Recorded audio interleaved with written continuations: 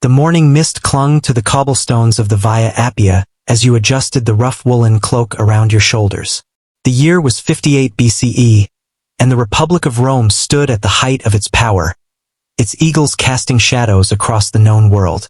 You are Marcus Aurelius Corvus, not the philosopher emperor, but a common man from the hills outside Rome, the son of a blacksmith whose calloused hands had forged more horseshoes than glory.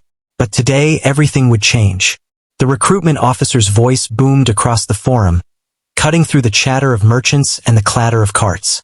Citizens of Rome, the Republic calls upon her sons. General Gaius Julius Caesar seeks brave men for his legions in Gaul. Honor, glory, and silver await those who answer. Your stomach clenched with a mixture of fear and excitement. At 22, you had spent your life hammering iron beside your father, watching the seasons pass in endless repetition. The calluses on your palms spoke of honest labor, but your heart yearned for something more. The stories of distant lands, of battles won and fortunes made, had always stirred something deep within you. Think carefully, my son. Your father had said that morning, his weathered face etched with concern. The forge may be hot, but it does not bleed. War. He had left the sentence unfinished, but his meaning was clear. Yet here you stood, drawn by an invisible thread toward the recruitment table where a centurion sat, his bronze armor gleaming in the morning sun.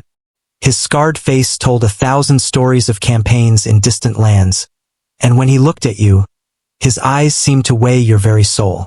Name? He asked, his stylus poised over the wax tablet. Marcus Aurelius Corvus, you replied, surprised by the steadiness of your own voice. Age? 22. Trade? Blacksmith. The centurion nodded approvingly. Good. The legions need men who know their way around metal. He studied you for a moment longer, taking in your broad shoulders and the strength evident in your bearing. Can you read? Yes, sir. My mother insisted. Even better. Report to the Campus Martius tomorrow at dawn.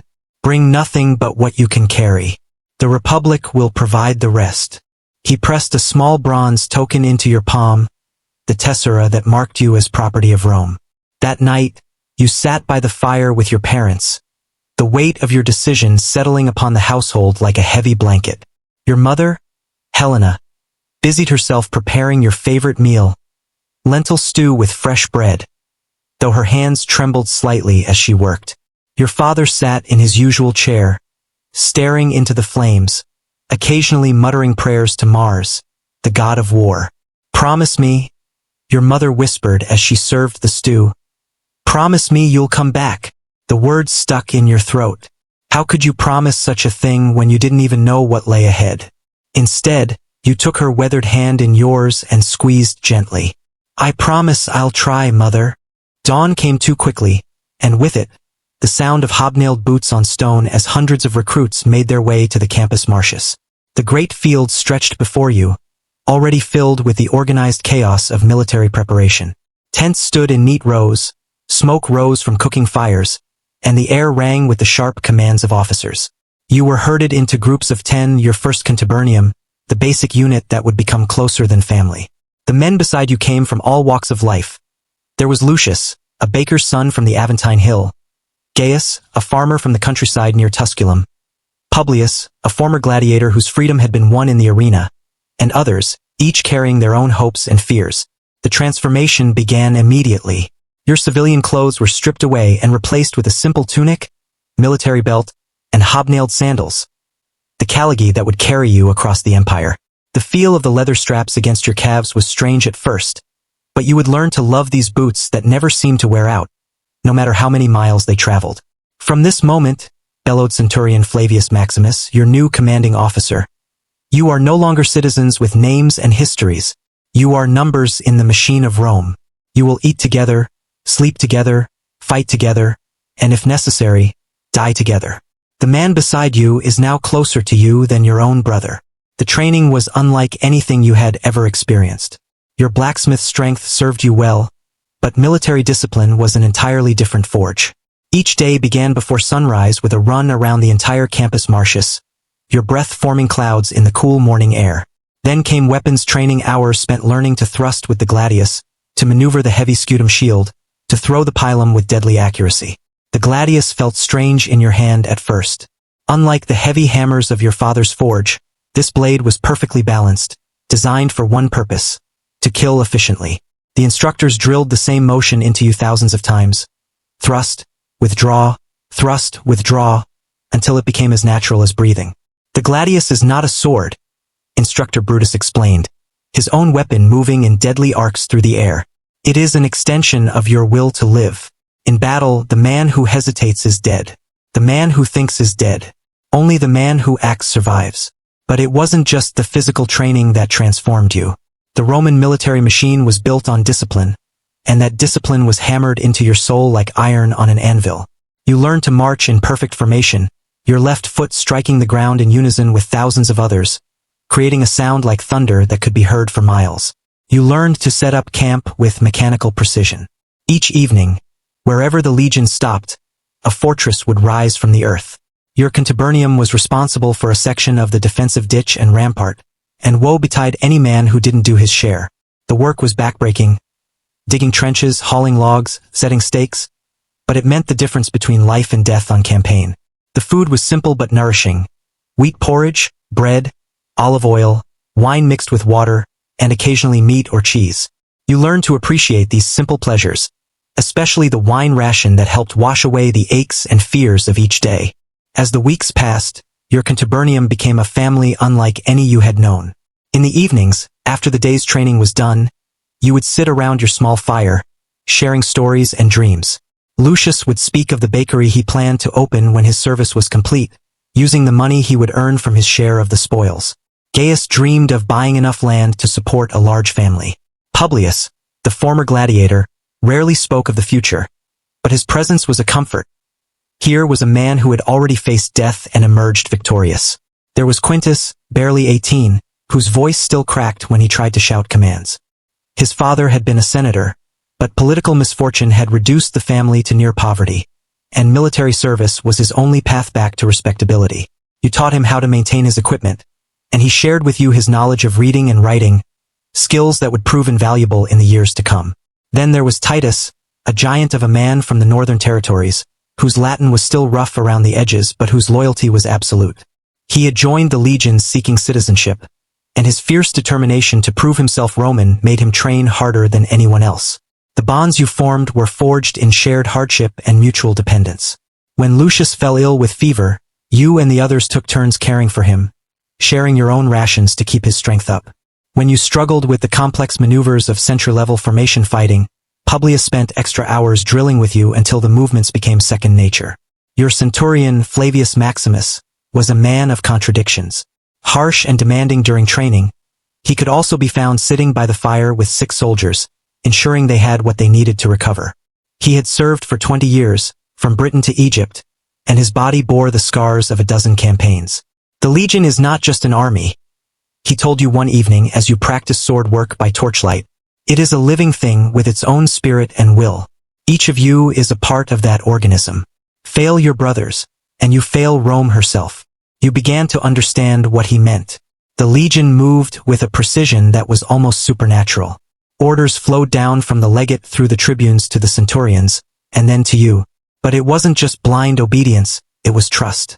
Trust that your officers knew what they were doing, trust that your brothers would stand beside you, trust that the system that had conquered half the world would keep you alive. After 6 months of training, the word came down: you were moving out. Caesar's legions were gathering for a major campaign in Gaul, and your newly formed cohort would join the march north. The excitement was palpable as you packed your kit. Everything you owned now fit into a single marching pack that weighed nearly 60 pounds. The marching pack was an ingenious creation that held everything a legionnaire needed to survive. Spare clothing, cloak, cooking pot, rations for several days, tools for digging and construction, personal items, and your share of the century's equipment. Added to this was your armor, shield, helmet, sword, and 2 pila, creating a total burden that would have crushed a lesser man. But you had been transformed. Your body, hardened by months of training, could now carry this load for 25 miles a day without faltering.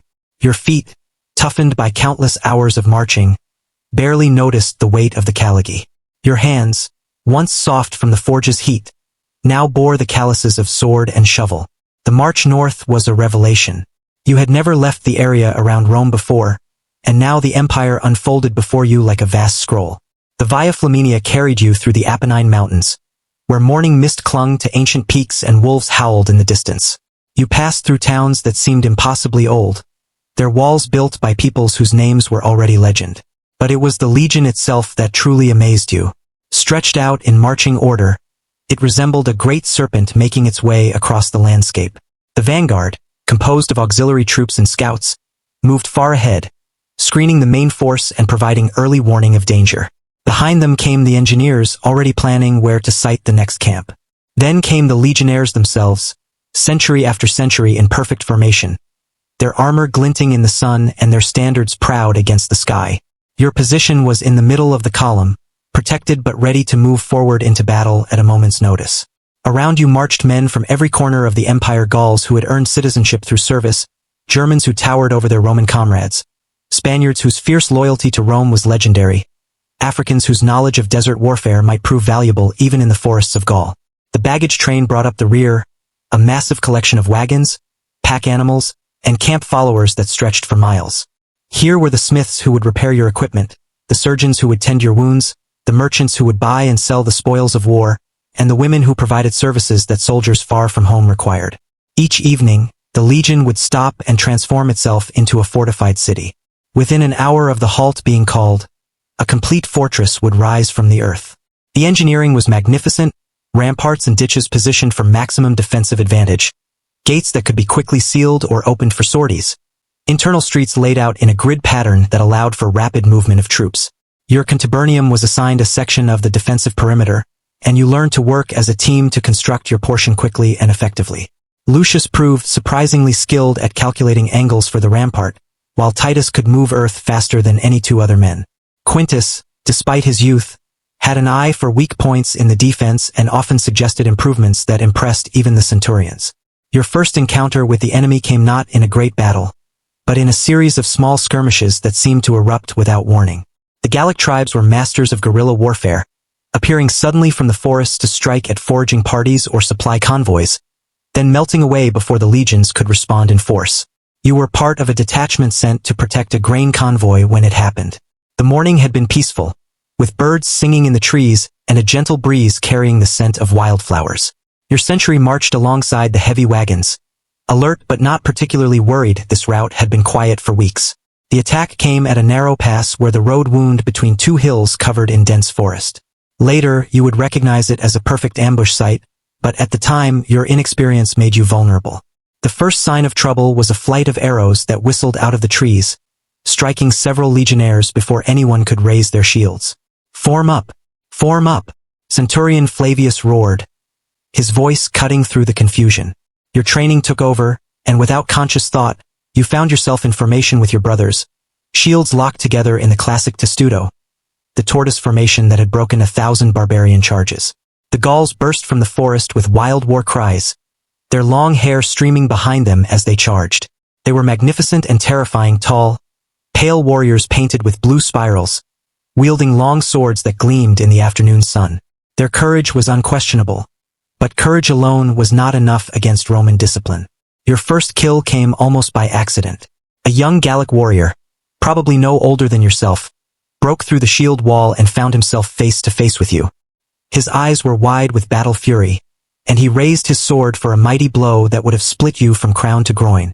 But your training kicked in, and your gladius punched forward, taking him in the stomach with a thrust that drove up under his ribs and found his heart. The shock of it went through you like lightning. This was a man, not a practice dummy. He had a name, a family, dreams and fears just like your own. But there was no time for philosophy. Another warrior was already pressing forward, and survival was your only concern. The battle was over in minutes. Roman discipline and superior equipment told against Gallic courage and individual skill. The survivors melted back into the forest, leaving behind a dozen dead and wounded. Your century had lost 3 men killed and several wounded, including Quintus, who had taken a sword cut across his thigh that would leave him limping for the rest of his life. That night, as you cleaned your gladius by the campfire, you noticed that your hands were shaking. Titus, who was sharpening his own blade nearby, looked up and nodded knowingly. "The first one is always the hardest," he said quietly. "It gets easier." You weren't sure if that was comforting or terrifying. Your real education in warfare came during the siege of Avaricum, one of the strongest fortresses in Gaul. The city sat atop a high plateau, surrounded on three sides by rivers and marshland, with only one narrow approach that was heavily fortified. Its walls rose 60 feet into the air, built of massive stone blocks that had withstood attacks for centuries. Caesar himself had come to oversee the siege, and you caught your first glimpse of the great general as he rode along the lines, inspecting the preparations. He was smaller than you had expected, but there was something about him that commanded attention. Perhaps it was the way he seemed to see everything at once, or the casual confidence with which he addressed even the lowest-ranking soldiers. "Boys," he said, stopping near your century, "you're about to learn why Roman engineering conquered the world. Watch and learn." The siege works that rose around Avaricum were like nothing you had ever imagined. The engineers, those miracle workers of the Roman army, began constructing an enormous ramp that would allow the legions to assault the walls directly. But this was no simple pile of earth. It was a masterpiece of military architecture. The ramp was built in sections, each one carefully designed to withstand the defenders' attempts to destroy it. The frame was constructed of massive wooden beams, some of them tree trunks that required dozens of men to move. These were filled with earth, stones, and fascines, bundles of sticks that provided stability and drainage. Your contubernium was assigned to the construction crews, and you spent weeks hauling timber, digging earth, and learning the finer points of military engineering from the specialists who supervised the work. It was exhausting labor, made more dangerous by the constant rain of arrows, spears, and stones that the defenders hurled down from the walls. But the most dangerous work was carried out by the Vinii crews, the men who worked under movable shelters to undermine the enemy walls or construct siege engines close to the fortifications. You volunteered for this duty, partly from bravery and partly from a desire to prove yourself to your comrades. Working in the Vinii was like laboring in hell. The wooden shelters, covered with hides to protect against fire arrows, were stifling hot and filled with dust from the constant bombardment. The noise was incredible, the crash of stones against the roof, the shouts of defenders, the groans of wounded men. And always, there was the fear that the next boulder would be the one that smashed through your protection and ended your life. But there was also a fierce pride in the work. You were part of the machine that was slowly, inexorably grinding down the enemy's resistance. Each day, the ramp grew higher. Each day, your artillery, the great ballistae and catapults that could hurl stones the size of a man's head, grew closer to their targets. The defenders fought back with desperate courage. They sent out sorties to try to destroy the siege works, launched fire arrows to burn the wooden structures, and even tried to tunnel under the ramp to bring it down. But Roman persistence was legendary, and for every setback, there was a solution. When the Gauls sent out their sorties, your century was often part of the response force. These were vicious, confused fights in the darkness between the walls and the siege works, where men struggled hand to hand among the timber and stones. Your gladius work improved dramatically during these encounters, and you learned to move and fight as part of a team, covering your brothers and trusting them to cover you. After 2 months of siege, Avaricum fell. The final assault came at dawn on a foggy morning that reduced visibility to mere yards. You were in the first wave that went up the ramp, and the memory of that charge would stay with you forever. The fog swirled around the siege works like something from a dream, muffling sound and making phantoms of familiar landmarks. You could hear the defenders shouting to each other, confused and disoriented by the mist. This was exactly what Caesar had waited for. Nature itself was providing cover for the assault. "Advance!" The order rippled down the line, and suddenly you were moving forward with hundreds of your brothers, your feet finding purchase on the wooden planks that had been laid over the earthwork. Your shield felt heavier than usual, and your gladius seemed to burn in your grip. The first hint that you had reached the walls was the appearance of darker shadows in the fog above you.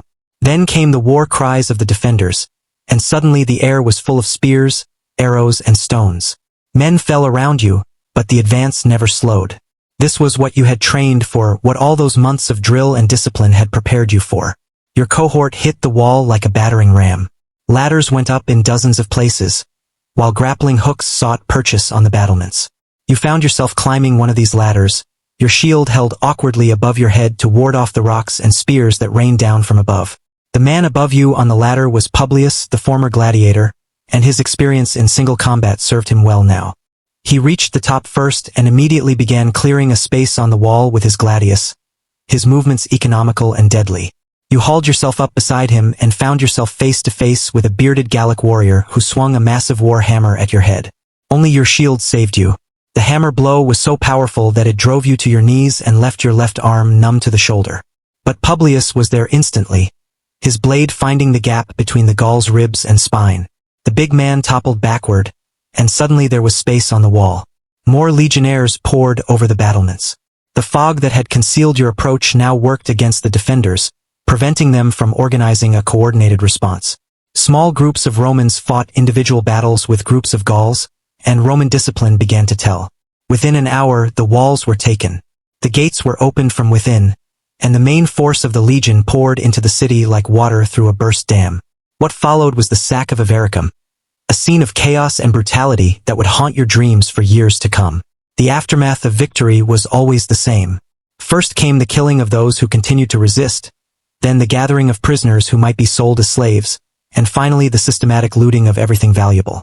As a common legionnaire, your share would be small, but even a small portion of a rich city's wealth could set a man up for life. You found yourself guarding a group of prisoners, mostly women and children, since the men had either died fighting or fled into the countryside. Their fear was palpable, and you tried to treat them as gently as circumstances allowed. Many of them would be sold in the slave markets of Rome, but perhaps some would find kind masters who would eventually grant them freedom. The spoils of Avaricum were indeed rich. Gold and silver, fine weapons and armor, jewelry and precious stones, bolts of silk and stores of grain. All of it was collected, catalogued, and divided according to the ancient traditions of the Roman army. Caesar took his share as commander, the officers received their portions according to rank, and the common soldiers split what remained. Your portion came to nearly 5 years' wages for a civilian worker, enough to buy a small farm or establish yourself in a trade when your service was complete. But more important than the money was the knowledge that you had proven yourself in battle. You were no longer a recruit or a replacement, but a veteran legionnaire who had stormed the walls of an enemy city. The fall of Avaricum was just the beginning of what would become known as the Gallic Wars. Over the following years, you would march the length and breadth of Gaul, from the forests of the north to the mountains of the south, as Caesar systematically conquered one of the largest territories ever added to the Roman Empire. Each campaign brought new challenges and new lessons. You learned to fight in the dense forests of Germania, where visibility was limited to mere yards and the enemy could appear from any direction. You learned to cross rivers in the face of enemy opposition, using the ingenious Roman engineering that could throw a bridge across any watercourse in a matter of days. You participated in the night assault on the Belgic stronghold of Sabas, where surprise and Roman discipline turned what could have been a disaster into a stunning victory. You were part of the force that crossed the Rhine, the first Roman army ever to set foot on German soil, in a campaign that was as much about sending a message as achieving military objectives. But perhaps the most challenging campaign was in Britannia, where you landed on beaches that no Roman foot had ever touched. The British warriors, with their war chariots and strange battle cries, presented tactical problems that required new solutions. The weather was cold and wet, the food was strange, and the very air seemed hostile to Roman ambitions. Yet you adapted, as Roman soldiers always did. You learned to fight chariots by targeting the horses and drivers rather than the warriors they carried. You learned to appreciate British beer when wine was not available, and to build fires that would burn in the constant dampness. You learned that courage was not unique to Romans, and that barbarian warriors could fight with a ferocity that matched your own discipline. Your contubernum remained largely intact through all these campaigns, though the roster changed as men fell in battle, were invalided out with wounds, or completed their service. Lucius took a spear through the shoulder at the Sabas and was never quite the same afterward, though he continued to serve with distinction. Titus was promoted to Optio after showing exceptional leadership during the Rhine crossing. Young Quintus, the senator's son, proved himself as brave as any veteran and eventually became your century's signifer, carrying the standard that represented the honor of your unit. New men joined to replace the losses: Marcus Cato, a grizzled veteran transferred from the legions in Spain; Gaius Varro, a young man from a military family who seemed born to be a soldier; Decimus Brutus, a former merchant who had joined the army to escape debts but proved surprisingly capable with a sword. Through it all, Centurion Flavius remained your constant guide and mentor. His hair had gone completely gray during the campaigns, and new scars joined the old ones that marked his body, but his leadership never wavered. He had a gift for knowing exactly when to push his men harder and when to ease off, when to enforce discipline with an iron fist and when to turn a blind eye to minor infractions. The legion is a family, he told you one evening as you sat by a campfire on the banks of the Rhine. A strange family, bound not by blood, but by shared danger and mutual trust. You may not like every man in your century, but you would die for him and he for you. That bond is stronger than any tie of kinship. Your greatest test came in what would be remembered as the Great Gallic Revolt, when Vercingetorix united the tribes of Gaul in one last desperate attempt to throw off Roman rule. This was different from the scattered resistance you had faced in previous campaigns. This was a coordinated uprising that threatened to undo everything Caesar had accomplished. The rebellion began in the lands of the Carnutes, but it spread like wildfire across Gaul. Tribes that had submitted to Rome rose in revolt, massacring Roman merchants and settlers. Even tribes that had been reliable allies wavered in their loyalty, sensing that the tide might be turning. Caesar's response was swift and decisive. The legions were concentrated and began a campaign of movement and counter-movement that would become a masterpiece of military strategy. You marched hundreds of miles in a matter of weeks, striking at rebel concentrations before they could mass, relieving besieged Roman garrisons, and keeping the enemy off balance. But Vercingetorix proved to be a worthy opponent. Unlike previous Gallic leaders, he understood that his warriors could not match Roman discipline in open battle. Instead, he adopted a strategy of scorched earth and guerrilla warfare, denying the Roman supplies while harassing their columns with hit-and-run attacks. The campaign reached its climax at Gergovia, where Vercingetorix had assembled a massive army in a position that seemed impregnable. The hilltop fortress was surrounded by steep slopes and defended by thousands of the finest warriors in Gaul. Caesar's first attempt to storm the position failed with heavy casualties, and for a moment, it seemed that Roman invincibility might be broken. You were part of the assault force that tried to take the southern approach to the fortress. The attack began before dawn, with your cohort moving up the slopes in darkness, trying to achieve surprise.